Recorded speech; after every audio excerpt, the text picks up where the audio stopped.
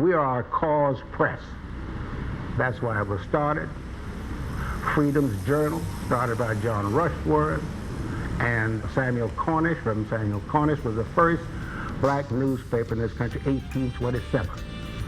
You see? And we've been fighting ever since then, and we're still battling today for equal opportunity. John Sengstacke came to Chicago in 1931 at the age of 21, and by 1934, after graduation, he became Mr. Abbott's assistant. Soon after, he was promoted to vice president and general manager of the Chicago Defender as his uncle's health declined. Although segregation was rampant in America during this time, John Sengstacke saw only what should be, and in 1940 was inspired to call together a meeting of Negro newspaper publishers from across the nation and invited them to attend an organizational meeting at the Wabash Avenue YMCA in Chicago. Only 20 publishers attended the conference, and on the morning of the first session, February 29, 1940, word came that Mr. Abbott had died. The opening meeting was postponed for several hours while the group drafted resolutions, but John Sengstacke would not abort his purpose.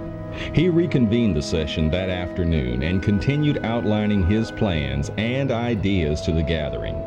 Amidst the pain of losing his dear uncle, he moved on.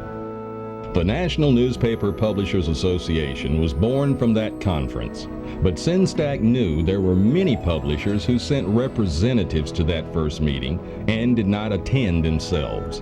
He was determined to get the totality of Negro publishers involved personally.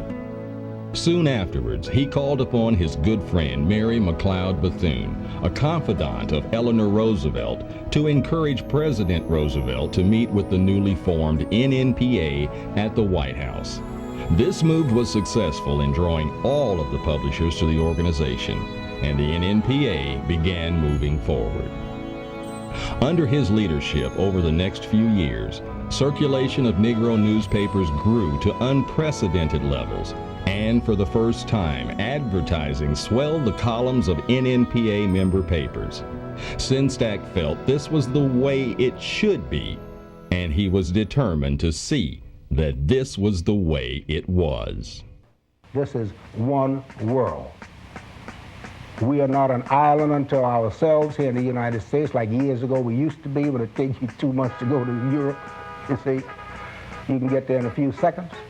But all the stuff we got up in is going around the earth. If we don't get together, we are going to destroy ourselves, all of us. I'm concerned about the world today. It really bothers me what's happening. And I may not be here, but at the same time, I'd like to see the world and all of us get together. Who more than self, our country loved, and mercy more than life.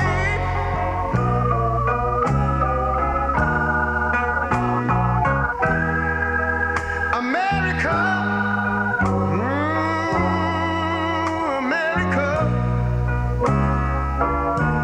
make God thy gold refined, till all success be